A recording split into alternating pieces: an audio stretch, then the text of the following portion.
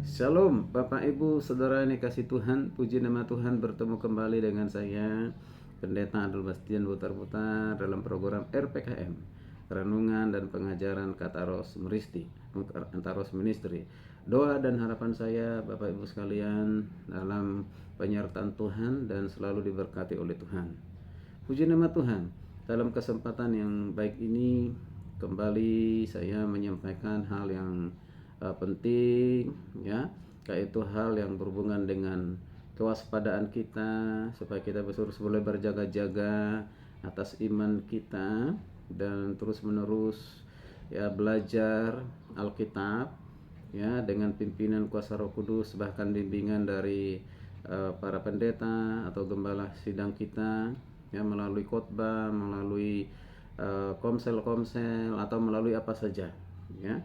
Perkuat ya doktrin iman Kristen kita atau pengenalan kita akan Tuhan secara benar, supaya apa? Supaya kita jangan sampai ya terpengaruh dengan ajaran-ajaran yang lama, ajaran sesat bidat yang dimunculkan lagi di zaman ini, ya, dengan dipiralkan, dipiralkan yang dulu mungkin banyak tidak tahu, ya, tidak tahu ajaran itu sesat, ya.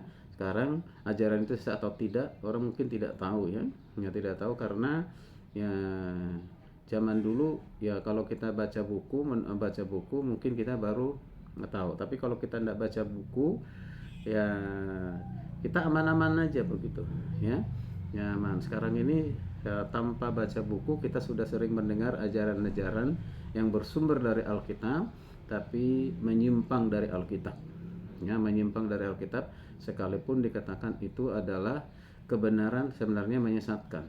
Di mana ya kita bisa melihat menyesatkan itu, ya tentu yang pertama, ini tidak jenuh-jenuh, ya, tidak bosan-bosannya saya mengulang-ulang yang mengatakan Yesus bukan Tuhan, Yesus bukan juru selamat, Yesus itu bukan gembala yang baik, Yesus itu tidak sehakikat dengan Bapa, Yesus itu bukanlah pencipta, Yesus itu bukanlah terang, ya. Oke. Nah, Yesus itu memang Tuhan, tapi ada kata tapinya. Dia Tuhan minor, ya. Nah, minor karena Yesus itu adalah satu yang diutus oleh Bapa.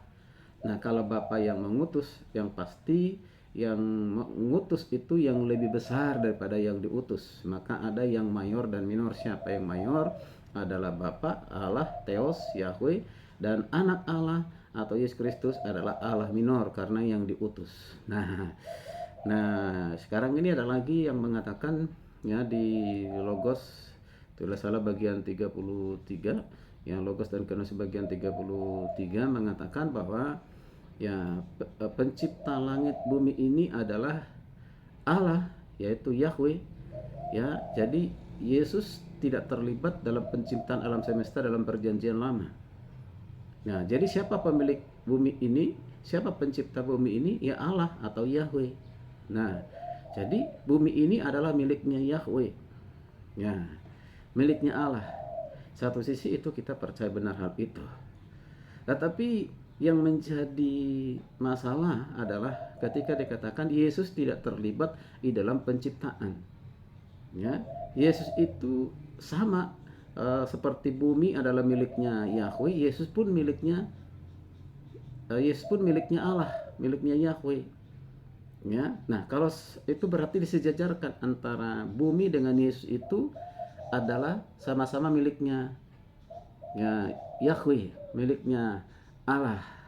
Nah, kalau udah sejajar, nah bagaimana dia bisa menjadi pencipta?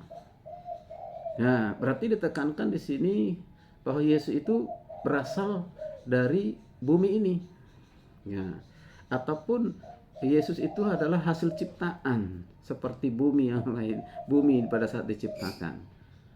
Waduh, apakah ini ajaran yang sesuai dengan Alkitab? Menurut saya dan banyak pandangan yang lain, ini adalah kesesatan. Inilah ajaran bidat. Ini sebenarnya tujuannya untuk menolak Yesus sebagai Tuhan. Gitu. Tuhan itu hanya Yahweh, Allah itu hanya Yahweh, ya. Jadi kepercayaan kepada monoteisme yang tidak melihat dalam monoteisme itu ada keterlibatan 3 pribadi, Bapa, Anak, dan Roh Kudus. Jadi meniadakan ya, terutama pribadi yang kedua yaitu Yesus Kristus sebagai Allah yang sejati. Ya. Nah, Bapak Ibu dan kasih Tuhan, saya mengatakan kepada kita semuanya supaya hati-hati dengan ajaran ini ya. Tetaplah setia kepada Allah Tritunggal. Artinya percayalah kepada Allah Tritunggal. Ya, yaitu Bapa, Anak, dan Roh Kudus. Ya. Esa di dalam kealahan tetapi dia tetap 3 dalam pribadi. Dan Alkitab sangat jelas mengatakan hal itu. Ya.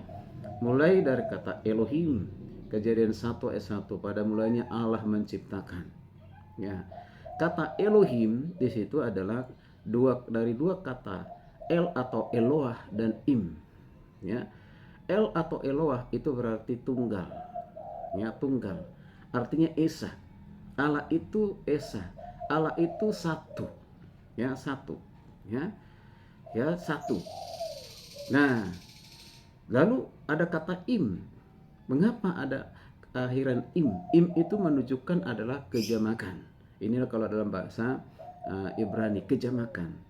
Menunjukkan esa di dalam kealahan, tunggal dalam kealahan, artinya kita tidak menyembah Allah itu lebih dari 1, 2, atau 3, bahkan dari 3. Tidak.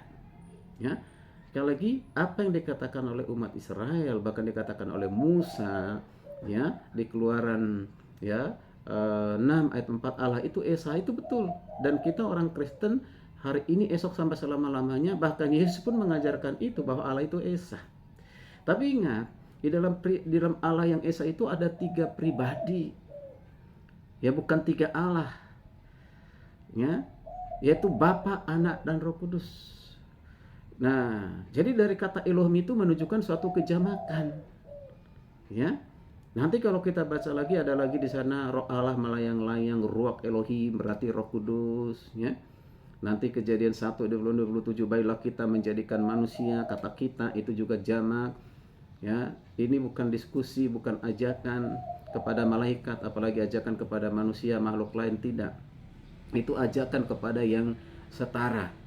Jadi itu istilah yang digunakan adalah kohortatif, ajakan kepada yang setara. Siapa yang setara dengan Tuhan, setara dengan Bapa? Ya, tidak mungkin malaikat. Malaikat itu ciptaan, tidak mungkin manusia. Karena manusia pada saat itu belum ada, baru menjadikan manusia. Yang setara dengan Allah yaitu Anak dan Roh Kudus. Nanti pelajari itu tentang Anak Allah, Yesus Kristus. Dia yang berkuasa di bumi dan di surga sebelum dia berinkarnasi di dunia ini sudah ada di dalam kekekalan. Dia ada Alfa dan Omega, yang awal dan akhir. Dia tidak ada awal dan tidak ada akhir. Dia ada dalam kekekalan. Dia adalah penyebab segala sesuatu, bahkan dia tidak disebabkan oleh apapun. Ya, dialah pencipta langit, bumi, dan segala isinya. Kejadian 1 itu seiring atau kita lihat sama pengertiannya dengan Yohanes 1 ayat 3. Yaitu bahwa segala sesuatu diciptakan di dalam Dia. Di dalam siapa? Di dalam Yesus. Dilanjutkan lagi oleh Rasul Paulus. Apa yang dikatakan oleh Rasul Yohanes di Yohanes 1 ayat 3. Ya, segala sesuatu diciptakan di dalam Dia, di dalam Yesus.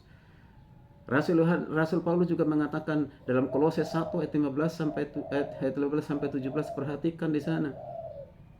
Ya, segala sesuatu diciptakan di dalam Dia. Baik yang kelihatan, yang tidak kelihatan. Baik yang ada di sorga dan yang ada di bumi. Diciptakan di dalam Dia. Di dalam siapa? Di dalam Yesus Kristus. Wow, luar biasa. Dan masih banyak ayat-ayat yang lain yang menunjukkan hal itu. Bahkan Yesus memperkenalkan, menyatakan dirinya kepada orang-orang Yahudi, orang Farisi dalam hal eksistensi keberadaannya. Silakan baca nanti di kitab Yohanes pasal 8 ayat 58. Ya. Dikatakan di sana apa? Sebelum Abraham jadi, aku telah ada. Ya, sebelum Abraham ada, aku telah ada. Terjemahan yang lebih tepat, sebelum Abraham ada, aku ada.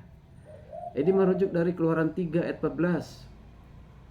Ya, siapakah namamu? Kata Musa, aku adalah aku. Itu menunjukkan adalah satu keberadaan Allah yang sudah ada di dalam kekekalan. Dia sudah ada. Ya, sebelum dia menjadi manusia, dia sudah ada di dalam kekekalan secara ilahi. Nah, jadi ketika kita bisa memperhatikan kitab Yohanes pasal 8 ayat 57, 58, 59, perhatikan ketika Yesus mengatakan, sebelum Abraham ada, aku telah ada, atau aku ada. Ini apa tujuannya, maksudnya sebenarnya? Yesus mau mengatakan bahwa akulah Allah yang disembah oleh Musa, yang dipercaya oleh Allah Abraham, Ishak, Yakub. Aku sudah ada di sana. Bahkan tentang aku sudah dituliskan oleh Musa. Tapi kamu tidak percaya. Wow, luar biasa. Nah, karena Yesus mengatakan dirinya adalah Allah dengan membuktikan keberadaannya sebelum Abraham ada, dia sudah ada. Orang-orang Farisi atau ahli Taurat pun mengerti, memahami ini. Dianggap Yesus menghujat Allah mereka, Allah nenek moyang mereka. Karena mereka tahu Yesus secara manusia. Mereka punya pemandangan tentang Yesus atau pemahaman tentang Yesus itu. Melihatnya hanya dari sebagai manusia yang dikandung oleh Maria, dilahirkan, dibesarkan oleh kedua orang tuanya, Maria dan Yusuf, dan punya saudara-saudara. Mereka hanya melihat Yesus itu dari sudut pandang bawah, yaitu dari dunia ini, tapi tidak melihat, memahami Yesus itu yang datang dari sorga. Dia bukan manusia yang lahir karena hasil proses biologis antara sel sperma dengan sel telur, bukan, tapi dikandung oleh Roh Kudus. Emang dia dibesarkan normalnya, lahir dan dibesarkan seperti manusia umumnya. Bapak Ibu yang kasih Tuhan, kalau kita mau mengenal Yesus sebagai Tuhan dan Juru Selamat, jangan hanya memandang, mengerti dia dari sisi kemanusiaannya, tapi dari keilahiannya, dan juga asal usulnya. Maka saya mengatakan, Yesus Kristus itu sudah ada sebelum dia berinkarnasi, sebelum dia lahir di Bethlehem, dia sudah ada. Bahkan jelas itu dikatakan oleh nubuatan oleh Nabi Mika di Mika 5 ayat 1 sampai 2. Dikatakan bahwa keberadaannya yaitu sejak purbakala atau sejak dahulu kala. Apa maksudnya sejak purbakala, dahulu kala? Bukan menunjuk kepada tahun, abad, waktu, tidak. Tapi menunjukkan sudah ada sebelum dia lahir di Bethlehem. Sebelum dia berinkarnasi di Bethlehem, dia sudah ada. Dia ada di dalam kekekalan. Kata digunakan itu purbakala, sejak dahulu kala Allah. Kata olam, olam itu dalam bahasa Ibrani adalah kekal. Berarti artinya Yesus sudah ada di dalam kekekalan bersama-sama dengan Bapa. Nah, ini yang sulit dipahami orang yang tidak percaya, pasti ditolak. Tidak usah orang yang sudah percaya, orang Kristen aja menolak hal ini, mengaku dia sebagai hamba Tuhan, doktor teologi, ya ketua sekolah teologi, pemilik sekolah teologi, tapi menolak Yesus sebagai Tuhan dan Juru Selamat. Saya khawatir bagaimana murid-muridnya atau mahasiswanya diajarkan ini. Sudah ribuan tahun, ya, kita mendengar Yesus Tuhan, Yesus Juru Selamat. Dia berkuasa di bumi dan di sorga. Inilah yang membedakan agama Kristen atau Kristen dengan agama keyakinan yang lain. Kalau tidak tanpa itu, maka kita sama dengan agama yang lain. Mereka juga percaya kepada Allah, tapi menolak kehadiran Allah menjadi manusia dalam Yesus Kristus. Itu perbedaannya. Tapi kalau kita pun menolak Yesus Kristus yang adalah Allah, ya, Allah yang menjadi manusia, maka kita tidak layak disebut sebagai orang Kristen. Lebih baik dirikan agama sendiri. Bapak Ibu yang kasih Tuhan, saya menyampaikan ini supaya kita waspada dengan ajaran-ajaran yang viral sekarang ini. Ya, seperti apapun penawaran kepada saudara, mungkin saudara ditawarkan gerejamu akan disubsidi, pendetamu akan disubsidi, ya, atau mungkin dijanjikan engkau diberikan mobil gitu kan, ya, atau uang dan yang lain sebagainya. Asalkan mau menerima ajaran itu, maka saya katakan tolak. Kalau engkau terima, engkau berhadapan dengan Tuhan. Dan saya percaya sudah banyak kejadian orang-orang yang merendahkan Yesus, bahkan menolak Yesus sebagai Tuhan. Cepat atau lambat Tuhan akan berperkara dengan dirinya. Hanya dua kemungkinan: dia bertobat kembali kepada kebenaran, atau dia cepat-cepat tinggalkan dunia ini karena Tuhan tidak mau dia lebih banyak lagi menyesatkan banyak orang. Itu cara Tuhan, bukan cara kita. Kita tidak perlu menghakimi. Dan tetapi kenyataannya seperti itu. Sudah banyak kasus viral. Setiap mereka yang menghina, mengolok-olok, merendahkan Yesus. Ada yang bertobat, jadi sungguh-sungguh jadi alat Tuhan. Yang tadinya adalah mereka pengajar yang mengajarkan Yesus bukan Tuhan, Yesus bukan juru selamat. Ya, orang Kristen itu orang kafir, soalnya sudah diajarkan demikian, bahkan mungkin dia membakar gereja dan yang lain, tapi ditangkap Tuhan, bertobat sekarang menjadi pemberita Injil yang berani dan tidak ada rasa takut. Tapi bagi mereka yang tidak bertobat seperti itu, ya banyak peristiwa sakit, stroke, dari stroke tidak bisa disembuhkan, akhirnya apa? Meninggal. Ya tentu kita tidak mengharapkan itu, karena Tuhan mengatakan ya di Wahyu 3:19, barang siapa yang kau kasihi akan kutegur dan kuhajar. Bagi orang yang dikasih Tuhan, yaitu orang yang sudah percaya kepada Tuhan, menyerahkan dirinya jadi hamba Tuhan, apabila ada dalam kesesatan, ajaran yang menyimpang dari ajaran Kristus, menyimpang dari ajaran Rasul Paulus, menyimpang dari ajaran bapak-bapak gereja, terutama menyimpang dari ajaran Alkitab, maka Tuhan akan berperkara dengan dirinya, dengan cara Tuhan. Karena itu sebelum terjadi bertobatlah bagi saudara yang mengajarkan ajaran kesesatan itu, ajaran bidat-bidat yang sudah ada di abad pertama, abad kedua, ketiga, ya itu sudah ada dimunculkan. Itu bukan hal yang baru, ya bukan hal yang baru, itu sudah ada, ya ajaran-ajaran Arianisme, Sabianisme yang mengangkat Tuhan Yesus sebagai Tuhan. Wow, nah ini ajaran-ajaran yang dimunculkan katanya, ya. Dan saya mengatakan hati-hati ajaran ini, tolak. Jika kau mendengarkan itu, ya tolak dengan tegas. Baik Bapak Ibu kasih Tuhan, biarlah Yesus Kristus dipermuliakan. Kita percaya dengan setia kepada Tritunggal, Allah Bapa, Anak dan Roh Kudus, ketiganya yang esa. Biar segala hormat, kemuliaan, pujian bagi Tuhan kita di dalam nama Bapa, Anak dan Roh Kudus. Tuhan pencipta langit, bumi dan segala isinya. Yesus Kristus pencipta alam semesta, di dalam Dia diciptakan segala sesuatu. Dialah juru selamat sejati. Tanpa Dia, tanpa Yesus, tidak satupun orang masuk surga. Yesus Kristuslah satu-satunya jalan keselamatan menuju kepada ke surga. Yesus itu adalah jalan itu sendiri. Yesus itu bukan ya sarana, hanya sarana, tetapi Yesus itu adalah jalan itu sendiri. Yesus itu adalah jalan kebenaran itu sendiri. Percayalah kepadanya. Terima Dia sebagai Tuhan dan Juru Selamatmu. Puji nama Tuhan. Kiranya boleh bermanfaat bagi kita semuanya. Shalom. Tuhan Yesus memberkati.